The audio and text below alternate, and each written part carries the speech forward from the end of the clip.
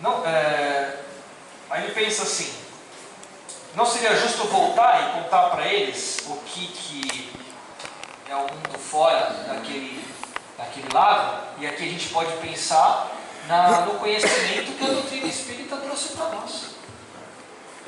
O mundo não é só isso, é muito mais do que isso. Acontece que muitas vezes, quando falamos para os outros, ou os espíritos vêm nos contar, não, muita gente não acredita, acha que é isso aqui, acabou. Fortalecido pela generosidade dos irmãos benfeitores que estavam com ele lá no mar, empreendeu com a viagem de volta. Tornou ao rio, do rio dirigiu seus regatos, e dos regatos se encaminhou para os canaizinhos que o conduziram ao primitivo lar. Esbelto e satisfeito, como sempre, pela vida de estudo e serviço a que se devotava, varou a grade e procurou ansiosamente os velhos companheiros. Estimulado pela proeza de amor que efetuava, supôs que seu regresso causasse surpresa e entusiasmos gerais.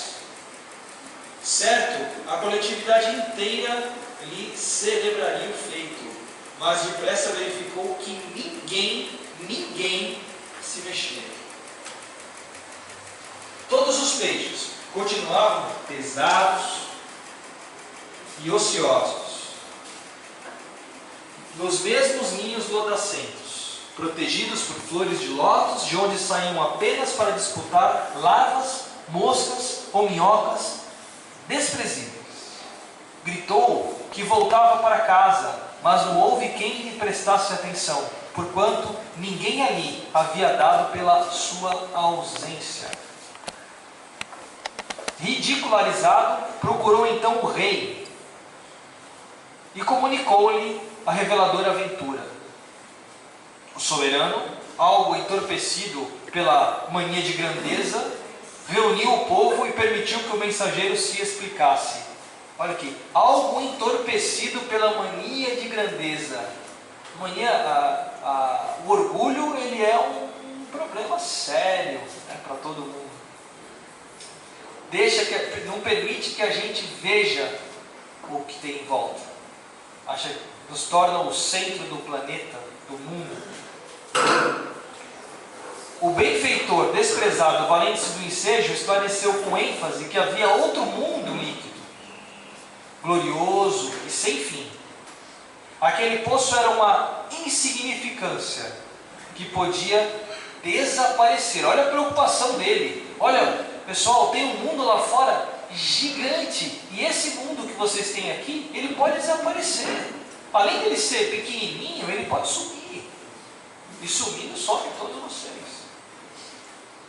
Além de escoadouro próximo, desdobrava-se outra vida e outra experiência. Lá fora corriam regatos ornados de flores, rios, repletos de seres diferentes, e por fim o mar, onde a vida aparece cada vez mais rica e mais surpreendente. Ele descreveu todas as tainhas, salmões, trutas, esqualas e tudo mais.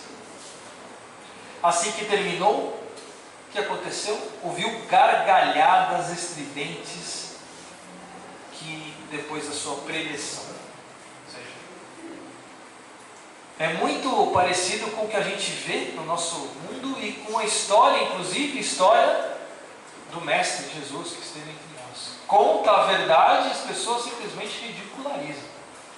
Porque as pessoas veem só este mundo. O orgulho e outros sentimentos nos prendem a esse nosso mundo e nos impedem de ver o que tem pela frente.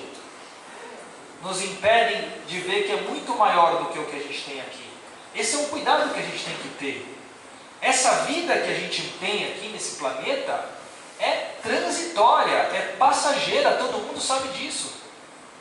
Todos nós encarnados aqui estamos com o nosso bilhete carimbado, a gente só não consegue ver a data. Está marcado, nós vamos voltar. Então, enquanto a gente está aqui, vamos fazer o quê? Enquanto a gente está encarnado, agora em 2016, no Brasil, aqui em São Paulo, vamos fazer o quê? Nós vamos cuidar das coisas que são transitórias, Ou vamos cuidar das coisas que são do Espírito? Nós vamos cuidar principalmente das que são do Espírito. E é claro, dando atenção para as transitórias. A gente precisa melhorar esse planeta. A gente precisa deixar nossa contribuição para o mundo. A gente precisa melhorar sim a nossa cidade, o nosso bairro. Melhorar as tecnologias, o tratamento humano, a medicina. Mas principalmente a gente precisa melhorar nós mesmos.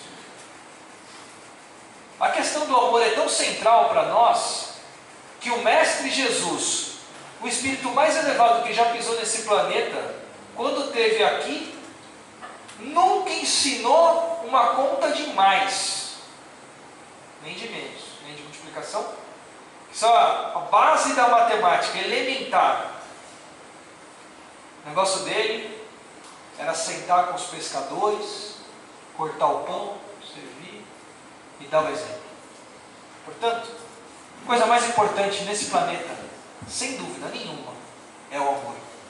A gente só não evoluiu mais porque a gente não aprendeu a amar. Enquanto a gente não aprender a amar, não tem como evoluir mais no que a gente tem. Não tem como a ciência andar mais. Não tem como a gente dar o próximo passo. Por quê? O ensinamento vem dos espíritos superiores. E os espíritos superiores só vão ensinar a gente quando a gente estiver pronto para amar. E a gente sabe que o nosso planeta está num momento de transição, aonde a gente vai mudar para um novo nível.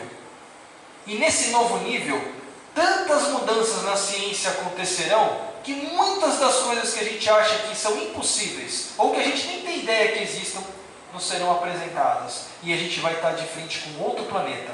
No estágio que a gente está, isso não acontece, porque os espíritos superiores não nos ensinam. Todo cientista, todo espírito encarnado que trabalha aqui, acha que cria alguma coisa. No livro dos Espíritos e no Evangelho está muito claro, só existe um Criador, é Deus. O homem cocria.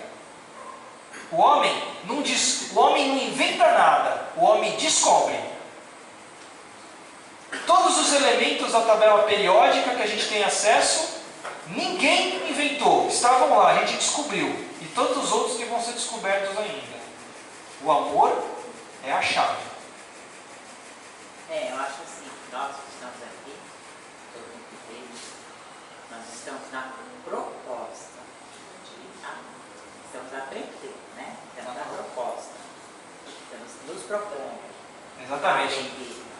Muito bem, Sérgio. Tem uma questão fundamental nessa história toda, que é a intenção. Inclusive, no Evangelho, onde fala sobre os verdadeiros espíritas, que é uma pergunta, como que se identifica um espírita? Pela vontade de evoluir, de progredir. Não é por ser perfeito. Né? Todos nós estamos a caminho da evolução. Estamos longe dela, da perfeição, mas a caminho. Por isso que a gente está aqui num sábado à noite. Senão estaríamos em outros lugares. O fato é que o peixinho volta, conta para os outros o que aconteceu, e ele simplesmente é expulso. Expulsam ele. Depois de zombarem dele, o expulsam daquele lugar, dizendo que ele está louco. Aliás, o sanatório, durante muitos anos, muitos tempos, hoje mudou bastante, né? Foi o lugar dos grandes pensadores, né? Eles viam e falavam coisas que não condizem com a nossa realidade, a gente acha que eles são loucos, prende. Coloca lá, vai dar remédio. Né? Então, a lição aqui importantíssima, aqui está, o final da história é esse, né? Ele volta para o mar, e em alguns anos aquele lago seca, e todos os peixes morrem. Agora, faltou ajuda? Faltou ensinamento? Faltou alguém lá e dizer para eles tudo o que precisava ser feito? Sabe o que os peixes falaram para ele quando ele estava falando que passou pela grade? A gente não consegue passar nem a mão por aqui, como você quer que a gente passe? Então, para aqueles peixes se salvarem daquele lago, eles teriam que fazer o quê? Diminuir de tamanho. Aqui numa metáfora, para nós, significaria o quê? Significaria trabalhar mais, significaria uma rotina de disciplina, uma rotina de estudo, uma rotina de amor, para a gente forjar o nosso crescimento. E eles não estavam dispostos, não, isso dá muito trabalho. Ainda ontem mesmo, né, teve não sei se vocês leram no jornal, mas um jovem de 15 anos passou no ITA. Ele foi aprovado no Instituto de Tecnologia da Aeronáutica com 15 anos. Ele está no ensino médio. Aí minha filha leu, tem uma filha de 13 anos, olha só que menino inteligente. Aí eu continuei lendo a matéria, que durante os últimos 2 anos estudava 13 horas por dia. 13 horas por dia. Então, a gente vê as pessoas conseguindo fazer coisas difíceis e acha que as coisas caíram no colo. Né? Então, a gente, para chegar numa evolução, precisa de esforço. Então, o centro espírita, aqui onde a gente está reunido, os mentores espirituais, eles estão aqui para nos ajudarem, mas o esforço é nosso. Os espíritos que nos ajudam, nos dão passe, nos energizam, nos orientam, vão na nossa casa quando a gente faz evangelho no lar e nos protegem, eles simplesmente dão sustentação para a gente, mas a evolução é nossa. Ninguém evolui por nós, ninguém. Eles vêm e contam para nós, calma, trabalha, tenha paciência, vai com fé, e a gente, se fizer o que eles estão falando, dá certo. Dá certo. E aí Emmanuel fecha com: o esforço de André Luiz buscando acender a luz nas trevas é semelhante à missão do peixinho vermelho. Encantado com as descobertas do caminho infinito, realizadas depois de muitos conflitos no sofrimento, volve aos recôncavos da crosta terrestre, anunciando aos antigos companheiros que, além dos cubículos em que se movimentam, resplandece outra vida, mais intensa e mais bela, exigindo, porém, acurado aprimoramento individual para a travessia de estreita passagem de acesso às claridades da submissão. Fala, informa, prepara e esclarece. Há, contudo, muitos peixes humanos que sorriem e passam entre a mordacidade e a indiferença, procurando locas passageiras ou pleiteando larvas temporárias. Esperam um paraíso gratuito, com milagrosos deslumbramentos, depois da morte do corpo. Mas, sem André Luiz e sem nós, humildes servidores de boa vontade, para todos os caminheiros da vida humana, pronunciou o pastor divino as indeléveis palavras: a cada um será dado de acordo com as suas obras. Você só vai colher o que você plantar. Então, quando a gente desencarna e volta para o plano espiritual,